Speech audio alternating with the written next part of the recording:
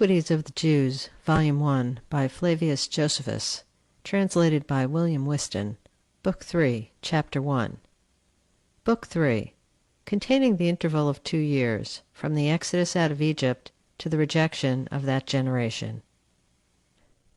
Chapter 1.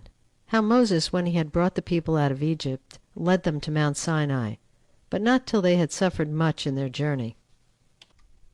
When the Hebrews had obtained such a wonderful deliverance, the country was a great trouble to them, for it was entirely a desert, and without sustenance for them, and also had exceeding little water, so that it not only was not at all sufficient for men, but not enough to feed any of the cattle, for it was parched up and had no moisture that might afford nutriment to the vegetables. So they were forced to travel over this country, as having no other country but this to travel in. They had indeed carried water along with them from the land over which they had traveled before, as their conductor had bidden them. But when that was spent, they were obliged to draw water out of wells, with pain, by reason of the hardness of the soil.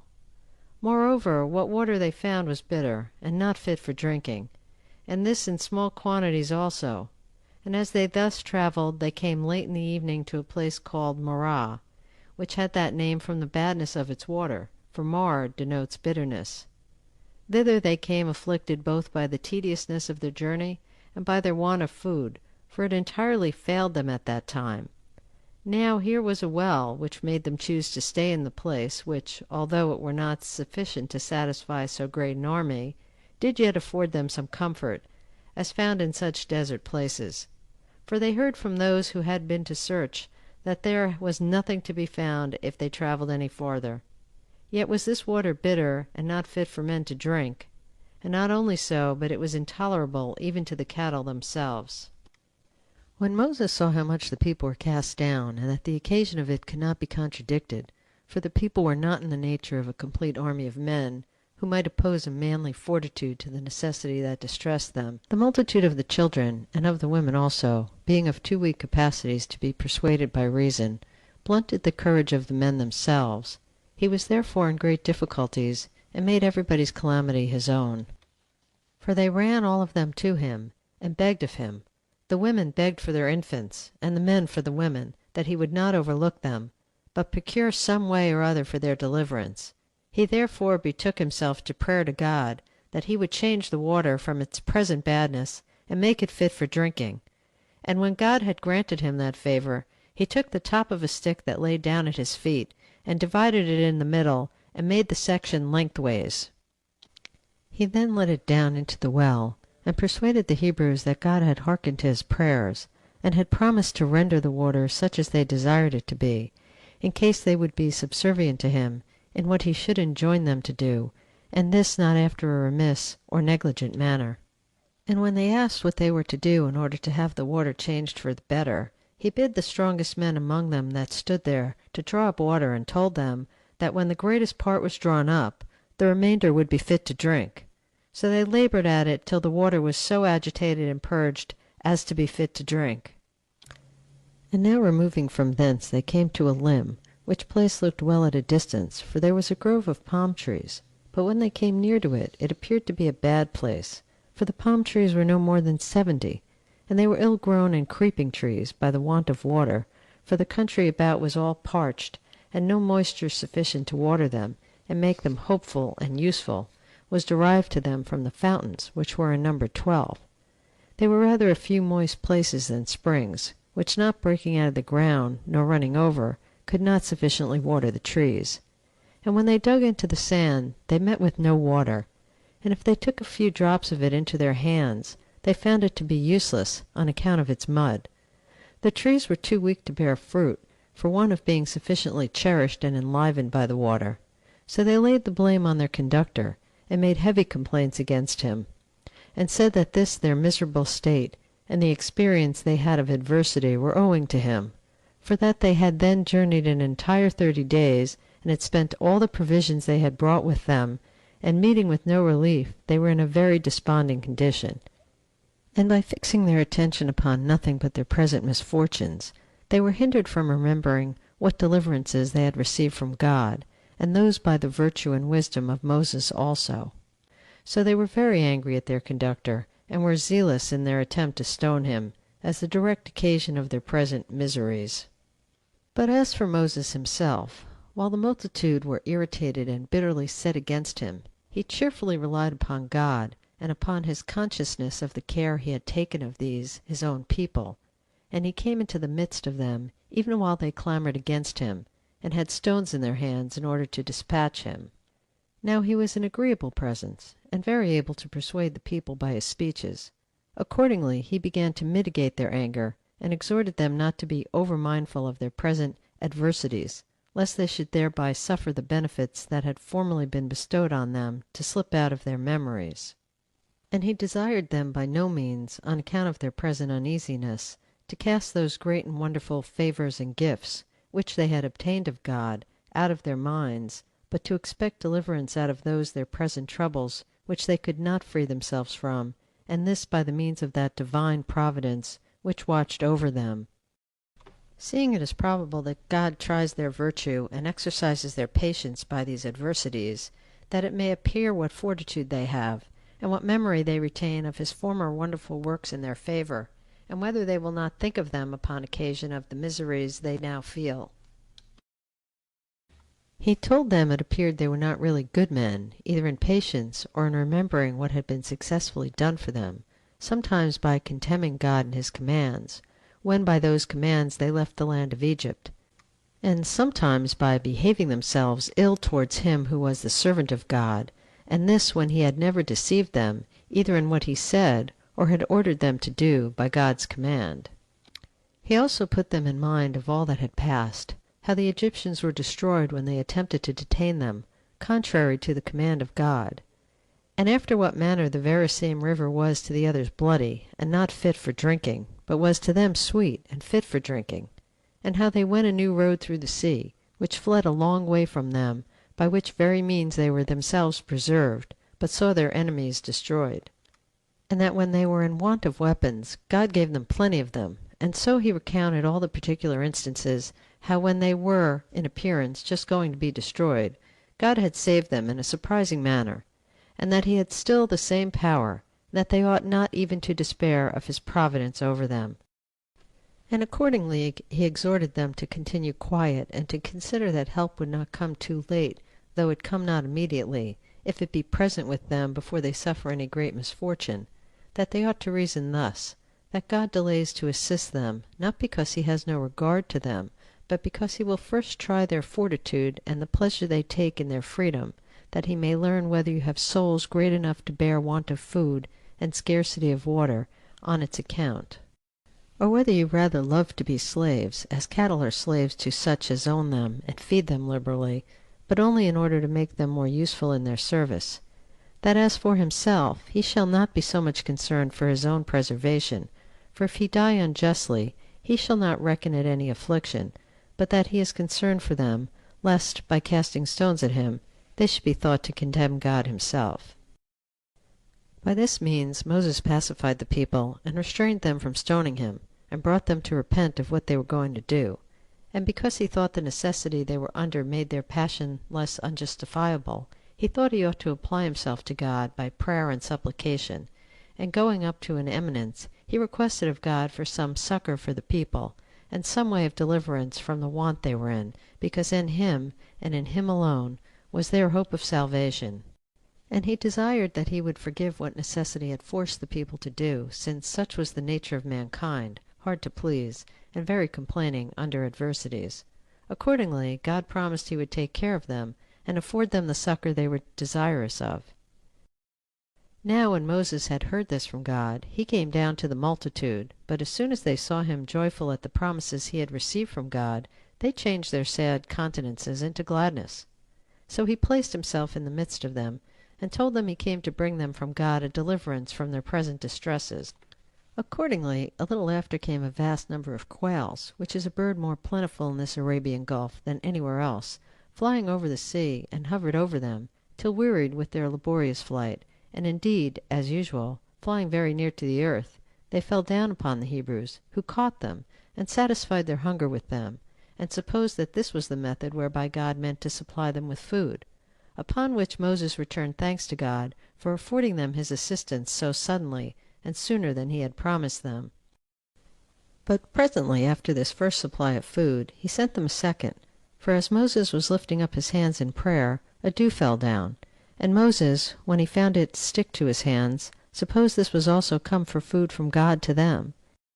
He tasted it, and perceiving that the people knew not what it was, and thought it snowed, and that it was what usually fell at that time of year, he informed them that this dew did not fall from heaven after the manner they imagined, but came for their preservation and sustenance. So he tasted it and gave them some of it, that they might be satisfied about what he told them. They also imitated their conductor, and were pleased with the food, for it was like honey in sweetness and pleasant taste, but like in its body to bdellium, one of the sweet spices, and in bigness equal to coriander seed. And very earnest they were in gathering it, but they were enjoined to gather it equally, the measure of an omer for each one every day, because this food should not come in too small a quantity, lest the weaker may not be able to get their share, by reason of the overbearing of the strong in collecting it. However, these strong men, when they had gathered more than the measure appointed for them, had no more than others, but only tired themselves more in gathering it, for they found no more than an omer apiece. And the advantage they got by what was superfluous was none at all, it corrupting, both by the worms breeding in it, and by its bitterness. So divine and wonderful a food was this. It also supplied the want of other sorts of food to those that fed on it. And even now, in all that place, this manna comes down in rain, according to what Moses then obtained of God, to send it to the people for their sustenance. Now the Hebrews call this food manna, for the particle man. In our language is the asking of a question, "What is this?" So the Hebrews were very joyful at what was sent them from heaven. Now they made use of this food for 40 years, or as long as they were in the wilderness. As soon as they were removed thence, they came to Rephidim, being distressed to the last degree by thirst.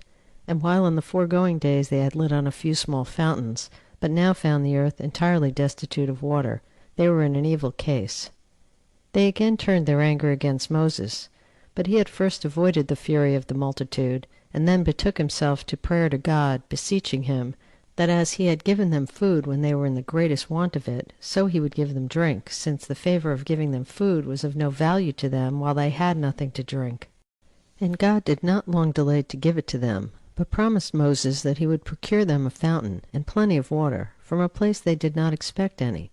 So he commanded him to smite the rock which they saw lying there with his rod, and out of it to receive plenty of what they wanted, for he had taken care that drink should come to them without any labor or painstaking. When Moses had received this command from God, he came to the people who waited for him and looked upon him, for they saw already that he was coming apace from his eminence. As soon as he was come, he told them that God would deliver them from their present distress, and had granted them an unexpected favor, and informed them that a river should run for their sakes out of the rock. But they were amazed at that hearing, supposing they were of necessity to cut the rock in pieces. Now they were distressed by their thirst and by their journey, while Moses, only smiting the rock with his rod, opened a passage, and out of it burst water, and that in great abundance, and very clear. But they were astonished at this wonderful effect, and as it were quenched their thirst by the very sight of it. So they drank this pleasant, this sweet water, and such it seemed to be as might well be expected where God was the donor. They were also in admiration how Moses was honored by God, and they made grateful returns of sacrifices to God for his providence towards them. Now that Scripture, which is laid up in the temple, informs us how God foretold to Moses that water timid in this manner be derived out of the rock. End of Book 3, Chapter 1. Recording by Lynn Handler.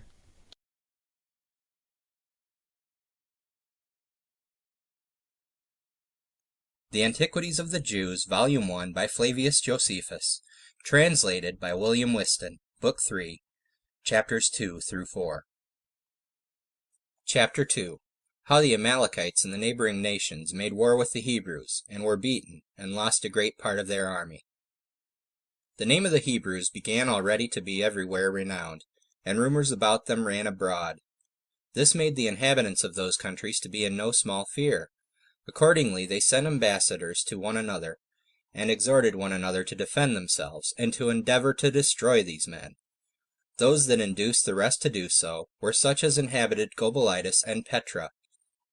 They were called Amalekites, and were the most warlike of the nations that lived thereabouts, and whose kings exhorted one another, and their neighbors to go to war against the Hebrews, telling them that an army of strangers, and such a one as had run away from slavery under the Egyptians, lay in wait to ruin them, which army they were not, in common prudence and regard to their own safety, to overlook, but to crush them before they gather strength and come to be in prosperity, and perhaps attack them first in a hostile manner, as presuming upon their indolence in not attacking them before, and that we ought to avenge ourselves of them for what they have done in the wilderness, but that this cannot be so well done when they have laid their hands on our cities and on our goods, that those who endeavor to crush a power in its first rise are wiser than those that endeavor to put a stop to its progress when it becomes formidable. For these last seem to be angry only at the flourishing of others, but the former do not leave any room for their enemies to become troublesome to them. After they had sent such embassages to the neighboring nations, and among one another, they resolved to attack the Hebrews in battle. These proceedings of the people of those countries occasioned perplexity and trouble to Moses, who expected no such warlike preparations.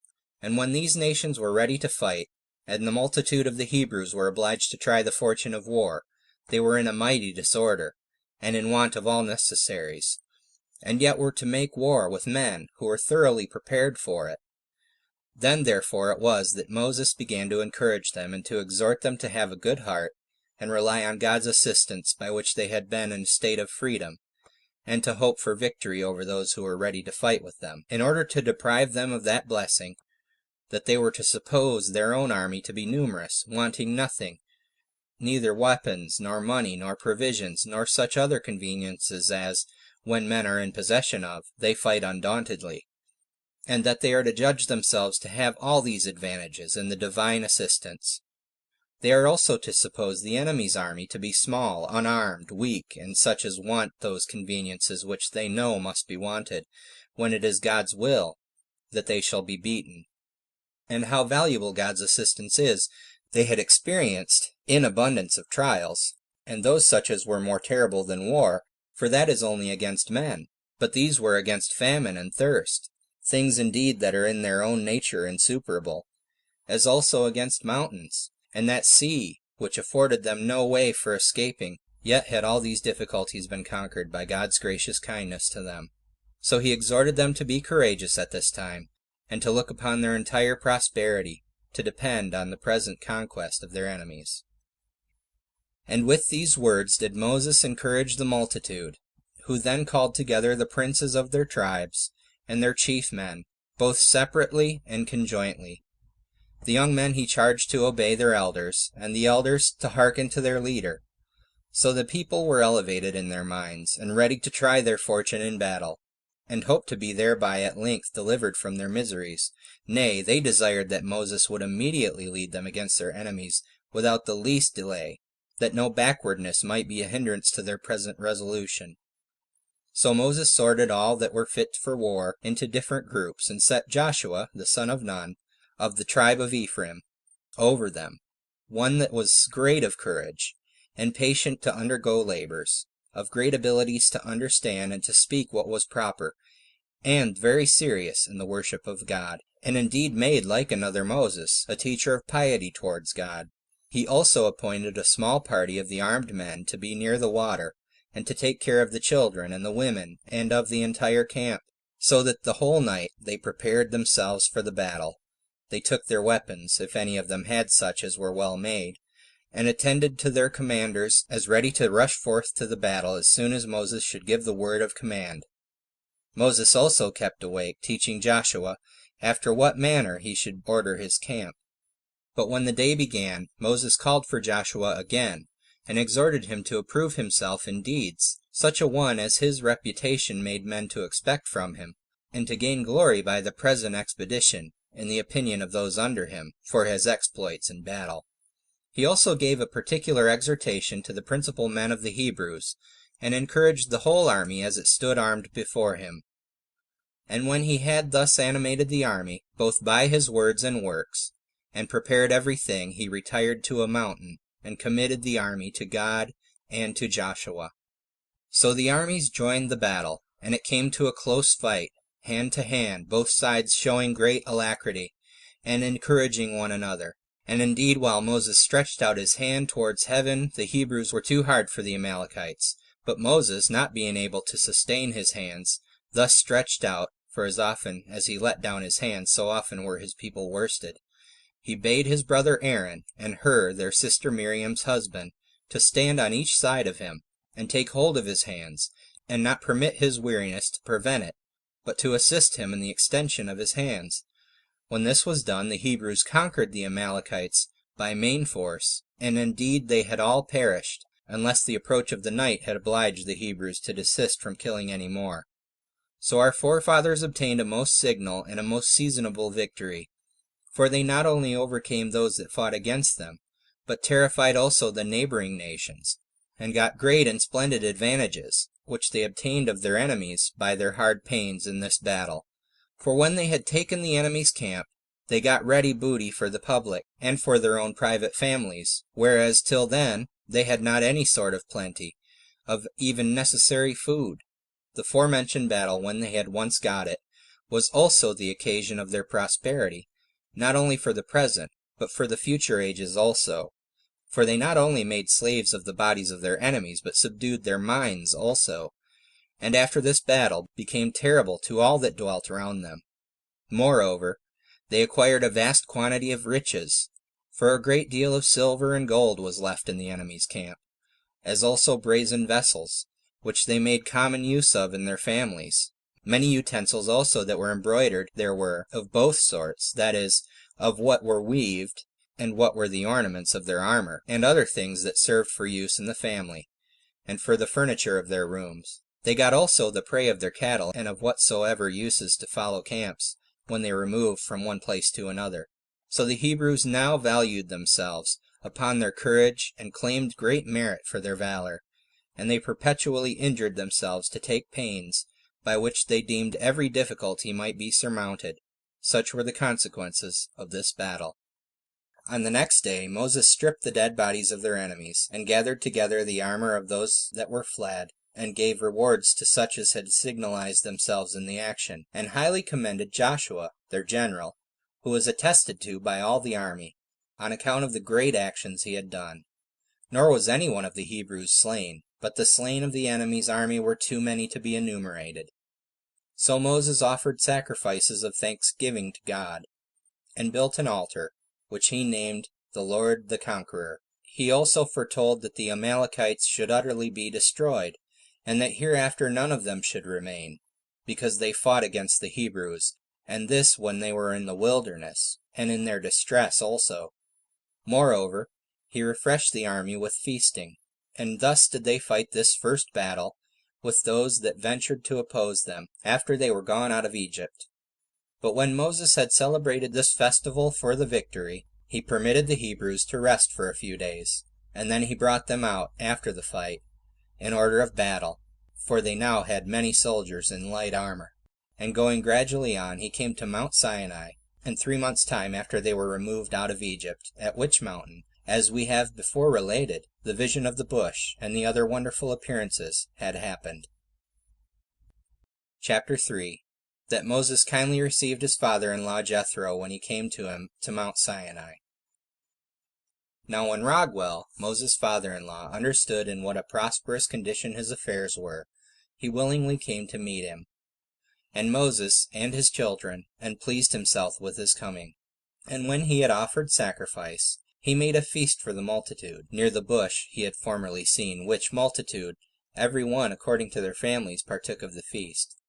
But Aaron and his family took Raguel, and sung hymns to God, as to him who had been the author-procurer of their deliverance and their freedom. They also praised their conductor, as him by whose virtue it was that all things had succeeded with them.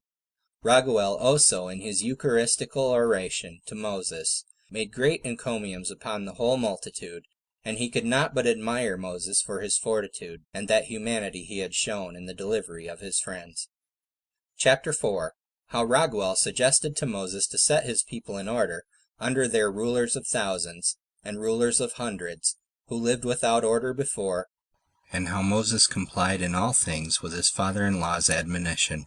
The next day, as Raguel saw Moses in the midst of a crowd of business, for he determined the differences of those that referred them to him, every one still going to him, and supposing that they should then only obtain justice, if he were the arbitrator, and those that lost their causes thought it no harm, while they thought they lost them justly, and not by partiality. Raguel, however, said nothing to him at that time, as not desirous to be any hindrance to such as had a mind to make use of the virtue of their conductor. But afterward he took him to himself, and when he had him alone, he instructed him of what he ought to do, and advised him to leave the trouble of lesser causes to others, but himself to take care of the greater, and of the people's safety, for that certain others of the Hebrews might be found that were fit to determine causes, but that nobody but a Moses could take of the safety of so many 10,000s. Be therefore, says he, insensible of thine own virtue, and what thou hast done by ministering under God to the people's preservation. Permit, therefore, the determination of common causes to be done by others, but do thou reserve thyself to the attendance on God only, and look out for methods of preserving the multitude from their present distress. Make use of the method I suggest to you, as to human affairs, and take a review of the army, and appoint chosen rulers over tens of thousands, and then over thousands. Then divide them into 500s, and again into hundreds, and into 50s, and set rulers over each of them, who may distinguish them into 30s, and keep them in order, and at last number them by 20s and by 10s, and let there be one commander over each number, to be denominated from the number of those over whom they are rulers. But such as the whole multitude have tried, and do approve of, as being good and righteous men. And let those rulers decide the controversies they have one with another. But if any great cause arise, let them bring the cognizance of it before the rulers of a higher dignity. But if any great difficulty arise that is too hard for even their determination, let them send it to thee. By these means 2 advantages will be gained. The Hebrews will have justice done them, and thou wilt be able to attend constantly on God, and procure him to be more favorable to the people. This was the admonition of Raguel, and Moses received his advice very kindly, and acted according to his suggestion. Nor did he conceal the invention of this method, nor pretend to it himself, but informed the multitude who it was that invented it. Nay, he is named Raguel in the books he wrote as the person who invented this ordering of the people, as thinking it right to give a true testimony to worthy persons, although he might have gotten reputation by ascribing to himself the inventions of other men, whence we may learn the virtuous disposition of Moses. But of such his disposition we shall have proper occasion to speak in other places of these books. End of Book 3, Chapters 2 through 4. Recording by Jason Justice.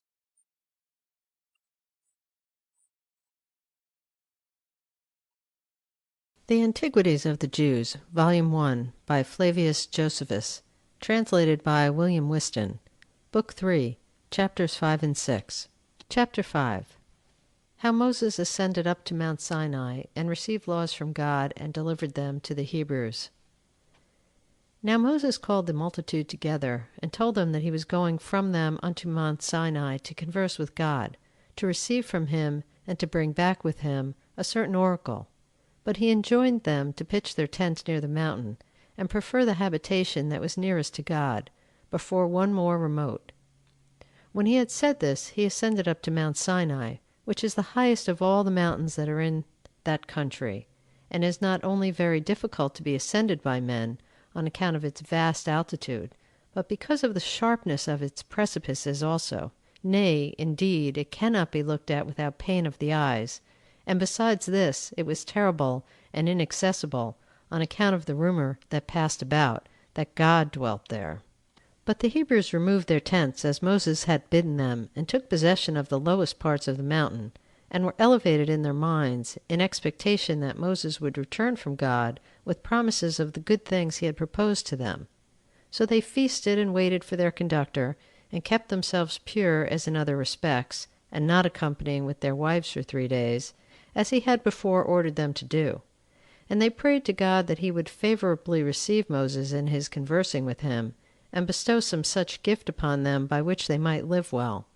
They also lived more plentifully as to their diet, and put on their wives and children more ornamental and decent clothing than they usually wore. So they passed 2 days in this way of feasting, but on the third day, before the sun was up, a cloud spread itself over the whole camp of the Hebrews, such a one as none had before seen, and encompassed the place where they had pitched their tents. And while all the rest of the air was clear, there came strong winds that raised up large showers of rain, which became a mighty tempest. There was also such lightning as was terrible to those that saw it, and thunder, with its thunderbolts, were sent down, and declared God to be there present in a gracious way to such as Moses desired he should be gracious. Now as to these matters, every one of my readers may think as he pleases, but I am under a necessity of relating this history as it is described in the sacred books. This sight, and the amazing sound that came to their ears, disturbed the Hebrews to a prodigious degree, for they were not such as they were accustomed to. And then the rumor that was spread abroad, how God frequented that mountain, greatly astonished their minds. So they sorrowfully contained themselves within their tents, as both supposing Moses to be destroyed by the divine wrath, and expecting the like destruction for themselves. When they were under these apprehensions, Moses appeared as joyful and greatly exalted. When they saw him, they were freed from their fear, and admitted of more comfortable hopes as to what was to come. The air also was become clear and pure of its former disorders upon the appearance of Moses. Whereupon he called together the people to a congregation, in order to their hearing what God would say to them. And when they were gathered together, he stood on an eminence whence they might all hear him, and said, God has received me graciously, O Hebrews, as he has formerly done, and has suggested a happy method of living for you, and an order of political government, and is now present in the camp. I therefore charge you, for his sake and the sake of his works, and what we have done by his means, that you do not put a low value on what I am going to say, because the commands have been given to me that now deliver them to you, nor because it is the tongue of a man that delivers them to you. But if you have a due regard to the great importance of the things themselves, you will understand the greatness of him whose institutions they are, and who has not disdained to communicate them to me for our common advantage. For it is not to be supposed that the author of these institutions is barely Moses, the son of Amram and Jochebed, but he who obliged the Nile to run bloody for your sakes, and tamed the haughtiness of the Egyptians by various sorts of judgments, he who provided a way through the sea for us, he who contrived a method of sending us food from heaven when we were distressed for want of it, he who made the water to issue out of a rock when we had very little of it before, he by whose means Adam was made to partake of the fruits both of the land and of the sea, he by whose means Noah escaped the deluge, he by whose means our forefather Abraham, of a wandering pilgrim, was made the heir of the land of Canaan, he by whose means Isaac was born of parents that were very old, he by whose means Jacob was adorned with 12 virtuous sons, he by whose means Joseph became a potent lord over the Egyptians. He it is who conveys these instructions to you by me as his interpreter. And let them be to you venerable and contended for more earnestly by you than your own children and your own wives. For if you will follow them, you will lead a happy life. You will enjoy the land fruitful, the sea calm, and the fruit of the womb born complete, as nature requires. You will be also terrible to your enemies, for I have been admitted into the presence of God, and been made a hearer of his incorruptible voice. So great is his concern for your nation and its duration. When he had said this, he brought the people, with their wives and children, so near the mountain, that they might hear God himself speaking to them about the precepts which they were to practice, that the energy of what should be spoken might not be hurt by its utterance by that tongue of a man, which could but imperfectly deliver it to their understanding. And they all heard a voice that came to all of them from above, insomuch that no one of these words escaped them, which Moses wrote on 2 tables, which it is not lawful for us to set down directly, but their import we will declare. The first commandment teaches us that there is but one God, and that we ought to worship him only. The second commands us not to make the image of any living creature to worship it. The third, that we must not swear by God in a false matter. The fourth, that we must keep the 7th day, by resting from all sorts of work. The 5th, that we must honor our parents. The 6th, that we must abstain from murder. The 7th, that we must not commit adultery. The 8th, that we must not be guilty of theft. The 9th, that we must not bear false witness. The 10th, that we must not admit of the desire of anything that is another's. Now when the multitude had heard God himself giving these precepts which Moses had discoursed of, they rejoiced at what was said. And the congregation was dissolved. But on the following days they came to his tent, and desired him to bring them, besides, other laws from God. Accordingly he appointed such laws, and afterwards informed them in what manner they should act in all cases, which laws I shall make mention of in their proper time. But I shall reserve most of those laws for another work, and make there a distinct explication of them. When matters were brought to this state, Moses went up again to Mount Sinai, of which he had told them beforehand. He made his ascent in their sight, and while he stayed there so long a time, for he was absent from them 40 days, fear seized upon the Hebrews, lest Moses should have come to any harm. Nor was there anything else so sad, and that so much troubled them, as the supposal that Moses was perished. Now there was a variety in their sentiments about it, some saying that he was fallen among wild beasts, and those that were of this opinion were chiefly such as were ill disposed to him. But others said that he was departed and gone to God. But the wiser sort were led by their reason to embrace neither of those opinions with any satisfaction, thinking that as it was a thing that sometimes happens to men to fall among wild beasts and perish that way, so it was probable enough that he might depart and go to God on account of his virtue. They therefore were quiet and expected the event. Yet were they exceeding sorry upon the supposal that they were deprived of a governor and a protector, such a one indeed as they could never recover again. Nor would this suspicion give them leave to expect any comfortable event about this man, nor could they prevent their trouble and melancholy upon this occasion. However, the camp durst not remove all this while, because Moses had bidden them afore to stay there. But when the 40 days and as many nights were over, Moses came down, having tasted nothing of food usually appointed for the nourishment of men. His appearance filled the army with gladness, and he declared to them what care God had of them, and by what manner of conduct of their lives they might live happily, telling them that during these days of his absence he had suggested to him also that he would have a tabernacle built for him, into which he would descend when he came to them, and how we should carry it about with us when we removed from this place, and that there would be no longer any occasion for going up to Mount Sinai, but that he would himself come and pitch his tabernacle amongst us, and be present at our prayers, as also that the tabernacle should be of such measures and construction as he had shown him, and that you are to fall to the work and prosecute it diligently. When he had said this, he showed them the 2 tables, with the 10 commandments engraven upon them, 5 upon each table, and the writing was by the hand of God. Chapter 6. Concerning the tabernacle which Moses built in the wilderness for the honor of God, and which seemed to be a temple. Hereupon the Israelites rejoiced at what they had seen and heard of their conductor, and were not wanting in diligence according to their ability, for they brought silver and gold and brass, and of the best sorts of wood, and such as would not at all decay by putrefaction. Camel's hair also, and sheepskins, some of them dyed of a blue color, and some of a scarlet. Some brought the flour for the purple color, and others for white, with wool dyed by the flowers aforementioned, and fine linen and precious stones, which those that use costly ornaments set in ouches of gold. They brought also a great quantity of spices, for of these materials did Moses build the tabernacle, which did not at all differ from a movable and ambulatory temple. Now when these things were brought together with great diligence, for everyone was ambitious to further the work even beyond their ability, he set architects over the works, and this by the command of God.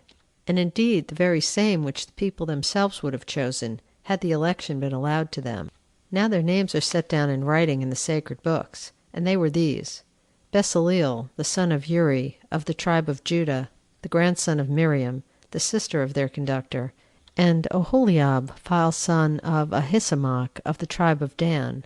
Now the people went on with what they had undertaken with so great alacrity that Moses was obliged to restrain them by making proclamation that what he had brought was sufficient, as the artificers had informed him.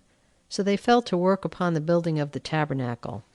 Moses also informed them, according to the direction of God, both what the measures were to be and its largeness, and how many vessels it ought to contain for the use of the sacrifices. The women also were ambitious to do their parts, about the garments of the priests and about other things that would be wanted in his work, both for ornament and for the divine service itself. Now when all things were prepared, the gold and the silver and the brass and what was woven, Moses, when he had appointed beforehand that there should be a festival, and that sacrifices should be offered according to everyone's ability, reared up the tabernacle, and when he had measured the open court, 50 cubits broad and 100 long, he set up brazen pillars, 5 cubits high, 20 on each of the longer sides, and 10 pillars for the breadth behind. Every one of the pillars also had a ring. Their chapiters were of silver, but their bases were of brass. They resembled the sharp ends of spears, and were of brass fixed into the ground. Cords were also put through the rings, and were tied at their farther ends to brass nails of a cubit long, which at every pillar were driven into the floor, and would keep the tabernacle from being shaken by the violence of winds. But a curtain of fine soft linen went round all the pillars, and hung down in a flowing and loose manner from their chapiters, and enclosed the whole space, and seemed not at all unlike to a wall about it. And this was the structure of 3 of the sides of this enclosure. But as for the 4th side, which was 50 cubits in extent, and was the front of the whole, 20 cubits of it were for the opening of the gates, wherein stood 2 pillars on each side, after the resemblance of open gates. These were made wholly of silver and polished, and that all over, excepting the bases, which were of brass. Now on each side of the gates there stood 3 pillars, which were inserted into the concave bases of the gates, and were suited to them, and round them was drawn a curtain of fine linen. But to the gates themselves, which were 20 cubits in extent and 5 in height, the curtain was composed of purple and scarlet and blue and fine linen, and embroidered with many and diverse sorts of figures, excepting the figures of animals. Within these gates was the brazen laver for purification, having a basin beneath of the like matter, whence the priests might wash their hands and sprinkle their feet. And this was the ornamental construction of the enclosure about the court of the tabernacle, which was exposed to the open air. As to the tabernacle itself, Moses placed it in the middle of that court, with its front to the east, that when the sun arose, it might send its first rays upon it. Its length, when it was set up, was 30 cubits, and its breadth was 10 cubits. The one of its walls was on the south, and the other was exposed to the north, and on the back part of it remained the west. It was necessary that its height should be equal to its breadth, 10 cubits. There were also pillars made of wood, 20 on each side. They were wrought into a quadrangular figure, in breadth 1.5 cubits, but the thickness was 4 fingers. They had thin plates of gold affixed to them on both sides, inwardly and outwardly. They had each of them 2 tenons belonging to them, inserted into their bases, and these were of silver, in each of which bases there was a socket to receive the tenon, but the pillars on the west wall were 6.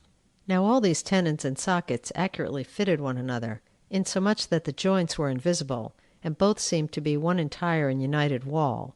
It was also covered with gold, both within and without. The number of pillars was equal on the opposite sides, and there were on each part 20, and every one of them had the 3rd part of a span in thickness, so that the number of 30 cubits were fully made up between them. But as to the wall behind, where the 6 pillars made up together only 9 cubits, they made 2 other pillars, and cut them out of 1 cubit, which they placed in the corners, and made them equally fine with the other. Now every one of the pillars had rings of gold affixed to their fronts outward, as if they had taken root in the pillars, and stood one row over against another round about, though which were inserted bars gilt over with gold, each of them 5 cubits long, and these bound together the pillars, the head of one bar running into another, after the nature of one tenon inserted into another. But for the wall behind there was but 1 row of bars that went through all the pillars, into which row ran the ends of the bars on each side of the longer walls, the male with its female being so fastened in their joints that they held the whole firmly together. And for this reason was all this joined so fast together that the tabernacle might not be shaken, either by the winds or by any other means, but that it might preserve itself quiet and immovable continually. As for the inside, Moses parted its length into 3 partitions. At the distance of 10 cubits from the most secret end, Moses placed 4 pillars, the workmanship of which was the very same with that of the rest, and they stood upon the like bases with them, each a small matter distant from his fellow. Now the room within those pillars was the most holy place, but the rest of the room was the tabernacle, which was open for the priests. However, this proportion of the measures of the tabernacle proved to be an imitation of the system of the world, for that third part thereof which was within the 4 pillars, to which the priests were not admitted, is, as it were, a heaven peculiar to God. But the space of the 20 cubits is, as it were, sea and land, on which men live, and so this part is peculiar to the priests only. But at the front, where the entrance was made, they placed pillars of gold that stood on bases of brass in number 7. But then they spread over the tabernacle veils of fine linen and purple and blue and scarlet colors embroidered. The first veil was 10 cubits every way, and this they spread over the pillars which parted the temple, and kept the most holy place concealed within. And this veil was that which made this part not visible to any. Now the whole temple was called the holy place, but that part which was within the 4 pillars, and to which none were admitted, was called the Holy of Holies. This veil was very ornamental, and embroidered with all sorts of flowers which the earth produces, and there were interwoven into it all sorts of variety that might be an ornament, excepting the forms of animals. Another veil was which covered the 5 pillars that were at the entrance. It was like the former in its magnitude and texture and color, and at the corner of every pillar a ring retained it from the top downwards, half the depth of the pillars, the other half affording an entrance for the priests, who crept under it. Over this there was a veil of linen of the same largeness with the former. It was to be drawn this way or that way by cords, the rings of which, fixed to the texture of the veil, and to the cords also, were subservient to the drawing and undrawing of the veil, and to the fastening it at the corner, that then it might be no hindrance to the view of the sanctuary, especially on solemn days, but that on other days, and especially when the weather was inclined to snow, it might be expanded, and afford a covering to the veil of diverse colors. Whence that custom of ours is derived, of having a fine linen veil, after the temple has been built, to be drawn over the entrances. But the 10 other curtains were 4 cubits in breadth, and 28 in length, and had golden clasps in order to join the one curtain to the other, which was done so exactly that they seemed to be one entire curtain. These were spread over the temple, and covered all the top and parts of the walls, on the sides and behind, so far as within 1 cubit of the ground. There were other curtains of the same breadth with these, but one more in number, and longer, for they were 30 cubits long. But these were woven of hair, with the like subtlety of those of wool were made, and were extended loosely down to the ground, appearing like a triangular front and elevation at the gates, the 11th curtain being used for this very purpose. There were also other curtains made of skins above these, which afforded covering and protection to those that were woven both in hot weather and when it rained. And great was the surprise of those who viewed these curtains at a distance, for they seemed not at all to differ from the color of the sky. But those that were made of hair and of skins reached down in the same manner as did the veil at the gates, and kept off the heat of the sun, and what injury the rains might do. And after this manner was the tabernacle reared. There was also an ark made, sacred to God, of wood that was naturally strong and could not be corrupted. This was called Aaron in our own language. Its construction was thus. Its length was 5 spans, but its breadth and height was each of them 3 spans. It was covered all over with gold, both within and without, so that the wooden part was not seen. It had also a cover united to it by golden hinges, after a wonderful manner, which cover was every way evenly fitted to it, and had no eminences to hinder its exact conjunction. There were also 2 golden rings belonging to each of the longer boards, and passing through the entire wood, and through them gilt bars passed along each board, that it might thereby be moved and carried about, as occasion should require. For it was not drawn in a cart by beasts of burden, but borne on the shoulders of the priests. Upon this its cover were 2 images, which the Hebrews called cherubims. They are flying creatures, but their form is not like to that of any of the creatures which men have seen, though Moses said he had seen such beings near the throne of God. In this ark he put the 2 tables whereon the 10 commandments were written, 5 upon each table, and 2.5 upon each side of them, and this ark he placed in the most holy place. But in the holy place he placed a table, like those at Delphi. Its length was 2 cubits, and its breadth 1 cubit, and its height 3 spans. It had feet also, the lower half of which were complete feet, resembling those which the Dorians put to their bedsteads. But the upper parts toward the table were wrought into a square form. The table had a hollow towards every side, having a ledge of 4 fingers' depth that went round about like a spiral, both on the upper and lower part of the body of the work.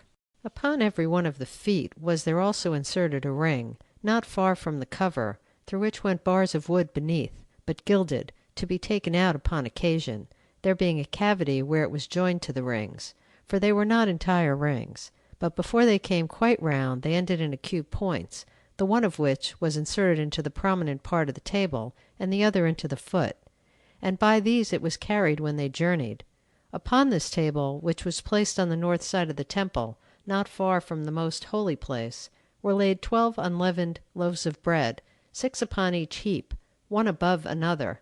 They were made of 2/10 deals of the purest flour, which 10th deal, in omer, is a measure of the Hebrews, containing 7 Athenian codolo. And above those loaves were put 2 vials full of frankincense. Now after 7 days other loaves were brought in their stead, on the day which is by us called the Sabbath, for we call the 7th day the Sabbath. But for the occasion of this intention of placing loaves here, we will speak to it in another place. Over against this table, near the southern wall, was set a candlestick of cast gold, hollow within, being of the weight of 100 pounds, which the Hebrews call chincharis. If it be turned into the Greek language, it denotes a talent. It was made with its knops and lilies and pomegranates and bowls, which ornaments amounted to 70 in all, by which means the shaft elevated itself on high from a single base, and spread itself into as many branches as there are planets, including the sun among them. It terminated in 7 heads, in one row, all standing parallel to one another, and these branches carried 7 lamps, one by one, in imitation of the number of the planets. These lamps looked to the east and to the south, the candlestick being situate obliquely. Now between this candlestick and the table, which, as we said, were within the sanctuary, was the altar of incense, made of wood indeed, but of the same wood of which the foregoing vessels were made, such as was not liable to corruption. It was entirely crusted over with a golden plate. Its breadth on each side was a cubit, but the altitude double. Upon it was a grate of gold, that was extant above the altar, which had a golden crown encompassing it round about, whereto belonged rings and bars, by which the priest carried it when they journeyed. Before this tabernacle there was reared a brazen altar, but it was within made of wood, 5 cubits by measure on each side, but its height was but 3, in like manner adored with brass plates as bright as gold. It had also a brazen hearth of network, for the ground underneath received the fire from the hearth, because it had no basis to receive it.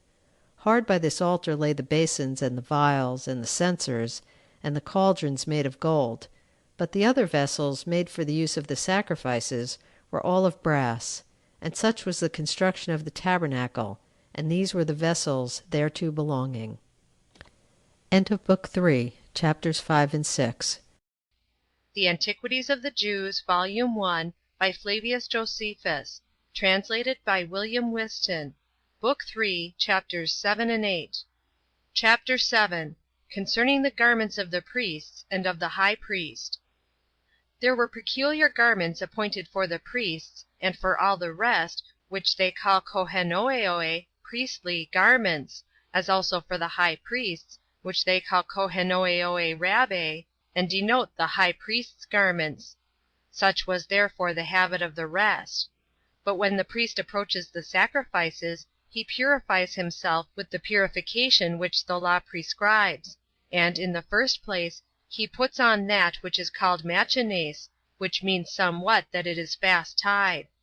It is a girdle, composed of fine twined linen, and is put about the privy parts, the feet being to be inserted into them in the nature of breeches, but above half of it is cut off, and it ends at the thighs, and is there tied fast.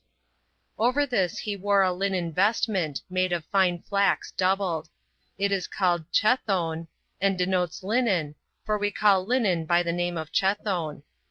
This vestment reaches down to the feet, and sits close to the body, and has sleeves that are tied fast to the arms. It is girded to the breast a little above the elbows, by a girdle often going round, 4 fingers broad, but so loosely woven that you would think it were the skin of a serpent. It is embroidered with flowers of scarlet, and purple, and blue, and fine twined linen, but the warp was nothing but fine linen. The beginning of its circumvolution is at the breast, and when it has gone often round, it is there tied, and hangs loosely there down to the ankles. I mean this, all the time the priest is not about any laborious service, for in this position it appears in the most agreeable manner to the spectators; but when he is obliged to assist at the offering sacrifices, and to do the appointed service, that he may not be hindered in his operations by its motion, he throws it to the left, and bears it on his shoulder. Moses indeed calls this belt Albaneth, but we have learned from the Babylonians to call it Emia, for so it is by them called. This vestment has no loose or hollow parts any where in it, but only a narrow aperture about the neck; and it is tied with certain strings hanging down from the edge over the breast and back, and is fastened above each shoulder. It is called Massabazanes.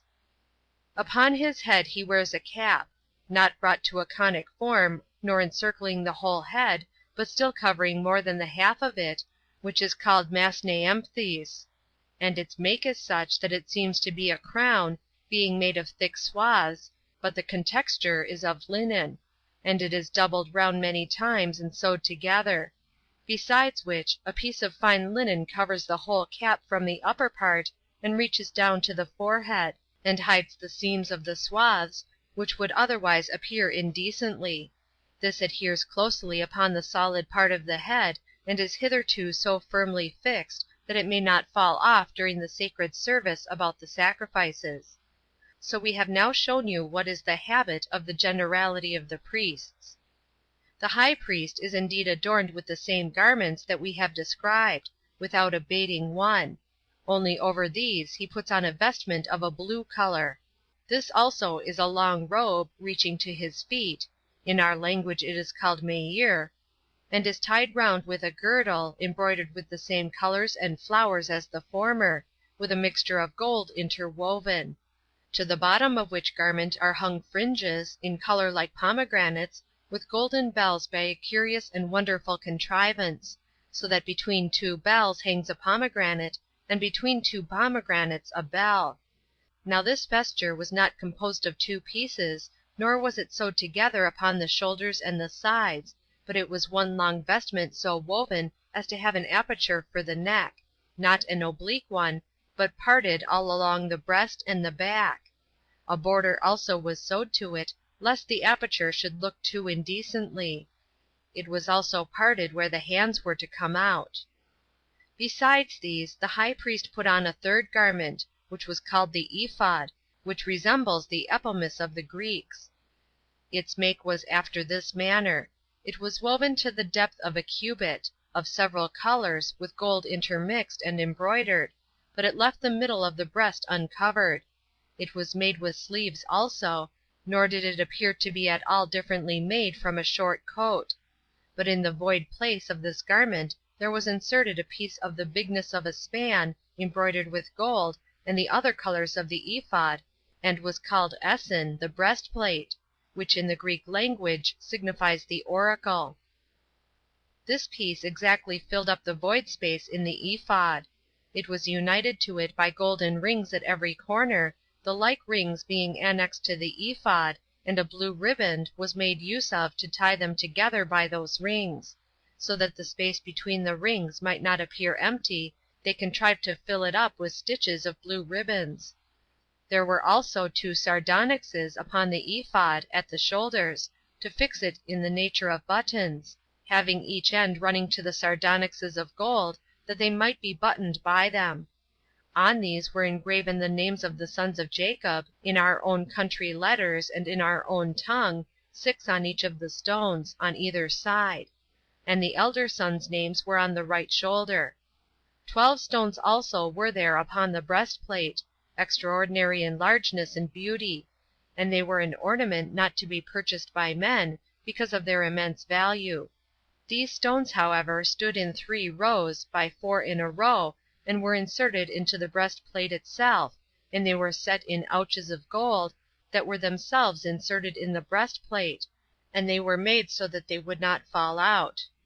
The first 3 stones were a sardonyx, a topaz, and an emerald.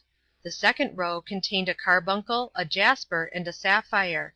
The first of the third row was a ligure, then an amethyst, and the third an agate, being the 9th of the whole number. The first of the fourth row was a chrysolite, the next was an onyx, and then a beryl, which is the last of all. Now the names of all these sons of Jacob were engraven in these stones, whom we esteem the heads of our tribes, each stone having the honor of a name, in the order according to which they were born. And whereas the rings were too weak of themselves to bear the weight of the stones, they made 2 other rings of a larger size, at the edge of that part of the breastplate which reached to the neck, and inserted into the very texture of the breastplate, to receive chains finely wrought, which connected them with golden bands to the tops of the shoulders, whose extremity turned backwards, and went into the ring on the prominent back part of the ephod. And this was for the security of the breastplate, that it might not fall out of its place. There was also a girdle sewed to the breastplate, which was of the forementioned colors, with gold intermixed, which, when it had gone once round, was tied again upon the seam, and hung down. There were also golden loops that admitted its fringes at each extremity of the girdle, and included them entirely.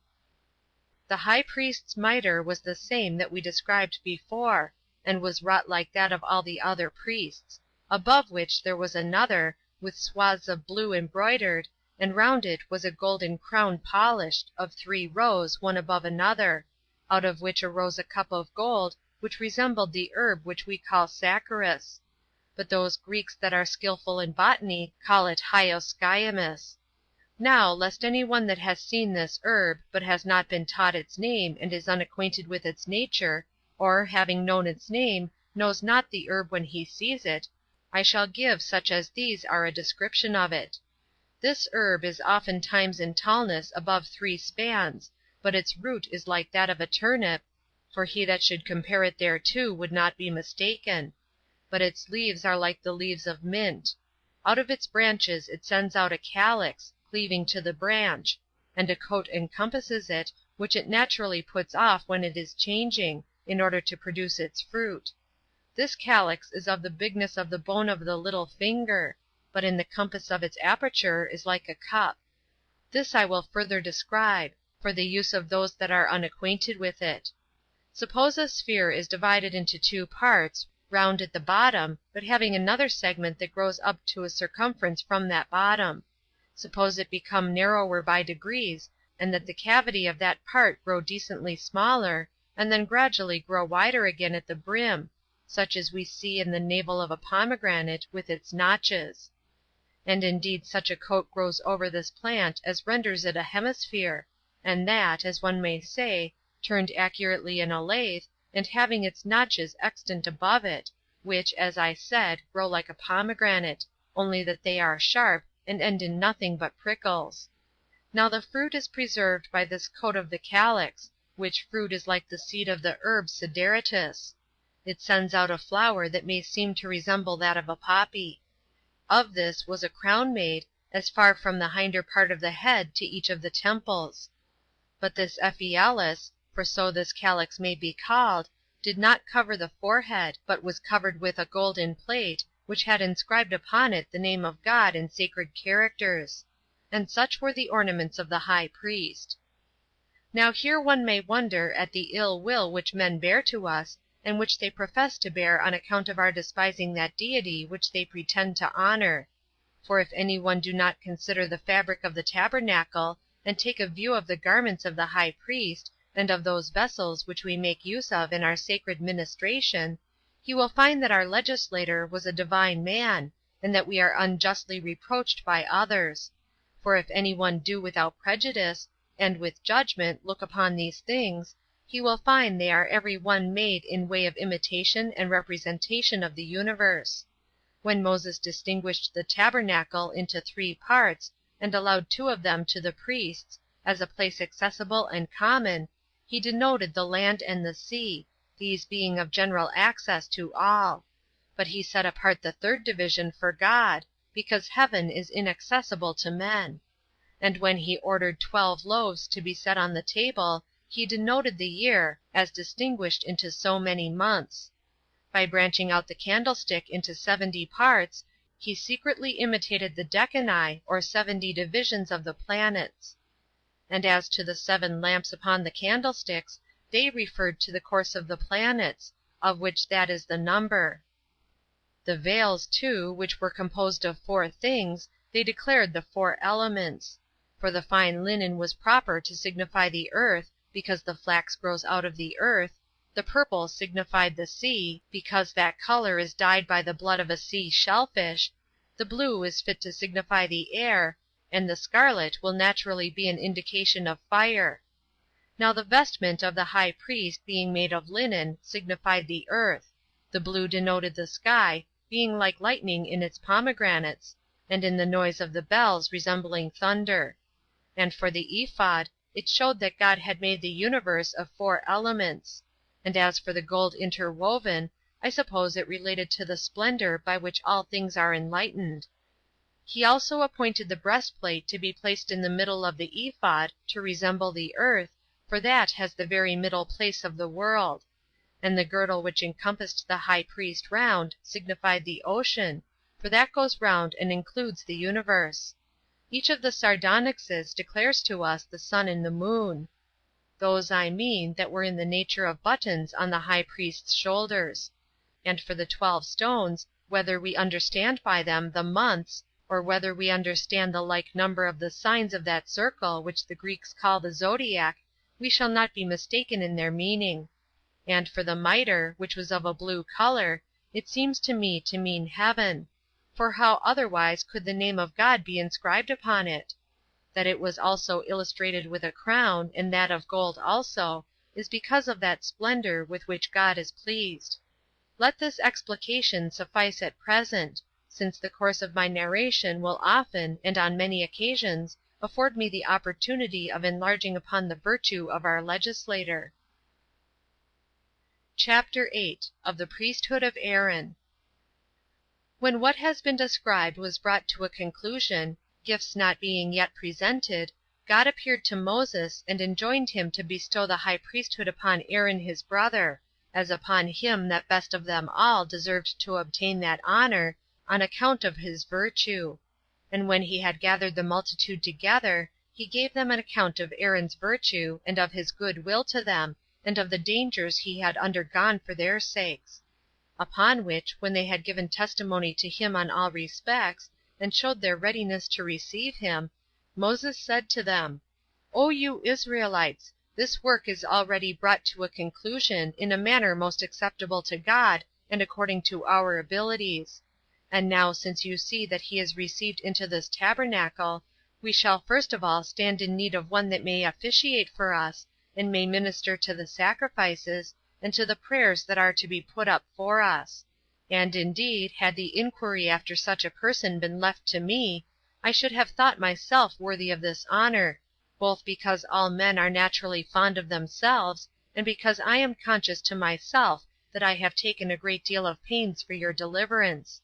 But now God himself has determined that Aaron is worthy of this honor, and has chosen him for his priest, as knowing him to be the most righteous person among you; so that he is to put on the vestments which are consecrated to God, he is to have the care of the altars, and to make provision for the sacrifices; and he it is that must put up prayers for you to God, who will readily hear them, not only because he is himself solicitous for your nation, but also because he will receive them as offered by one that he hath himself chosen to this office.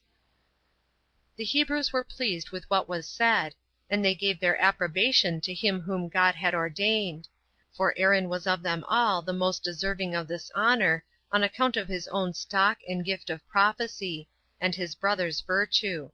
He had at that time 4 sons, Nadab, Abihu, Eleazar, and Ithamar. Now Moses commanded them to make use of all the utensils which were more than were necessary to the structure of the tabernacle, for covering the tabernacle itself, the candlestick and the altar of incense and the other vessels, that they might not be at all hurt when they journeyed, either by rain or by the rising of the dust. And when he had gathered the multitude together again, he ordered that they should offer half a shekel for every man, as an oblation to God, which shekel is a piece among the Hebrews, and is equal to 4 Athenian drachmae. Whereupon they readily obeyed what Moses had commanded, and the number of the offerers was 605,550. Now this money that was brought by the men that were free was given by such as were about 20 years old, but under 50; and what was collected was spent in the uses of the tabernacle. Moses now purified the tabernacle and the priests, which purification was performed after the following manner. He commanded them to take 500 shekels of choice myrrh, an equal quantity of cassia, and half the foregoing weight of cinnamon and calamus, this last is a sort of sweet spice, to beat them small, and wet them with a hin of oil of olives (a hin is our own country measure, and contains 2 Athenian koahs, or conguises). Then mix them together, and boil them, and prepare them after the art of the apothecary, and make them into a very sweet ointment; and afterward to take it to anoint and purify the priests themselves, and all the tabernacle, as also the sacrifices. There were also many, and those of various kinds, of sweet spices, that belonged to the tabernacle, and such as were of very great price, and were brought to the golden altar of incense, the nature of which I do not now describe, lest it should be troublesome to my readers; but incense was to be offered twice a day, both before sun rising and at sun setting.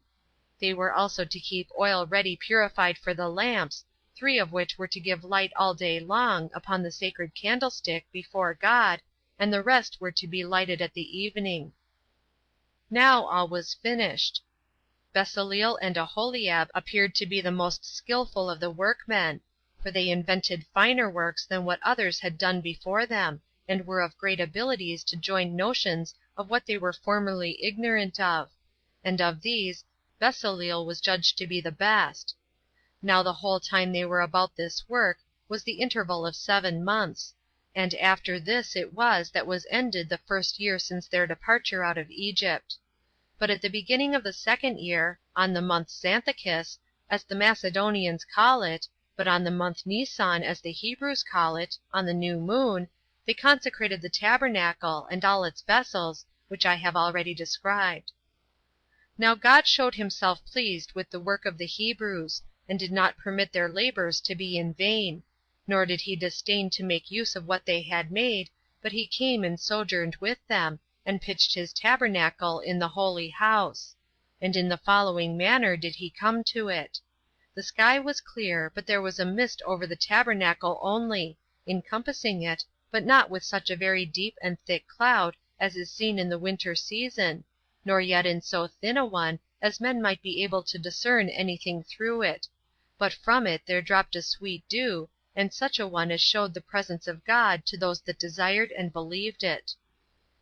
Now when Moses had bestowed such honorary presents on the workmen, as it was fit they should receive, who had wrought so well, he offered sacrifices in the open court of the tabernacle, as God commanded him, a bull, a ram, and a kid of the goats, for a sin offering. Now I shall speak of what we do in our sacred offices in my discourse about sacrifices, and therein I shall inform men in what cases Moses bid us offer a whole burnt offering, and in what cases the law permits us to partake of them as of food. And when Moses had sprinkled Aaron's vestments, himself and his sons, with the blood of the beasts that were slain, and had purified them with spring waters and ointment, they became God's priests. After this manner did he consecrate them and their garments for 7 days together.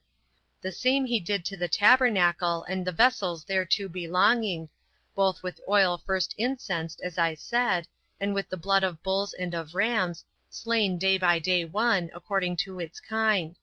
But on the 8th day he appointed a feast for the people, and commanded them to offer sacrifice according to their ability. Accordingly they contended one with another, and were ambitious to exceed one another in the sacrifices which they brought, and so fulfilled Moses' injunctions. But as the sacrifices lay upon the altar, a sudden fire was kindled from among them of its own accord, and appeared to the sight like fire from a flash of lightning, and consumed whatever was upon the altar. Hereupon an affliction befell Aaron, considered as a man and a father, but was undergone by him with true fortitude. For he had indeed a firmness of soul in such accidents, and he thought this calamity came upon him according to God's will. For whereas he had 4 sons, as I said before, the elder 2 of them, Nadab and Abihu, did not bring those sacrifices which Moses bade them bring, but which they used to offer formerly, and were burnt to death. Now when the fire rushed upon them, and began to burn them, nobody could quench it. Accordingly they died in this manner. And Moses bid their father and their brethren to take up their bodies, to carry them out of the camp, and to bury them magnificently. Now the multitude lamented them, and were deeply affected at this their death, which so unexpectedly befell them. But Moses entreated their brethren and their father not to be troubled for them, and to prefer the honor of God before their grief about them, for Aaron had already put on his sacred garments. But Moses refused all that honor which he saw the multitude ready to bestow upon him, and attended to nothing else but the service of God. He went no more up to Mount Sinai, but he went into the tabernacle, and brought back answers from God for what he prayed for. His habit was also that of a private man, and in all other circumstances he behaved himself like one of the common people, and was desirous to appear without distinguishing himself from the multitude, but would have it known that he did nothing else but take care of them. He also set down in writing the form of their government, and those laws by obedience whereto they would lead their lives so as to please God, and so as to have no quarrels one among another. However, the laws he ordained were such as God suggested to him. So I shall now discourse concerning that form of government and those laws. I will now treat of what I before omitted, the garment of the high priest; for he, Moses, left no room for the evil practices of false prophets; but if some of that sort should attempt to abuse the divine authority, he left it to God to be present at his sacrifices when he pleased, and when he pleased to be absent. And he was willing this should be known, not to the Hebrews only, but to those foreigners also who were there. For as to those stones, which we told you before, the high priest bare on his shoulders, which were sardonyxes, and I think it needless to describe their nature, they being known to everybody, the one of them shined out when God was present at their sacrifices, I mean that which was in the nature of a button on his right shoulder, bright rays darting out thence, and being seen even by those that were most remote; which splendor yet was not before natural to the stone. This has appeared a wonderful thing to such as have not so far indulged themselves in philosophy as to despise divine revelation. Yet I will mention what is still more wonderful than this.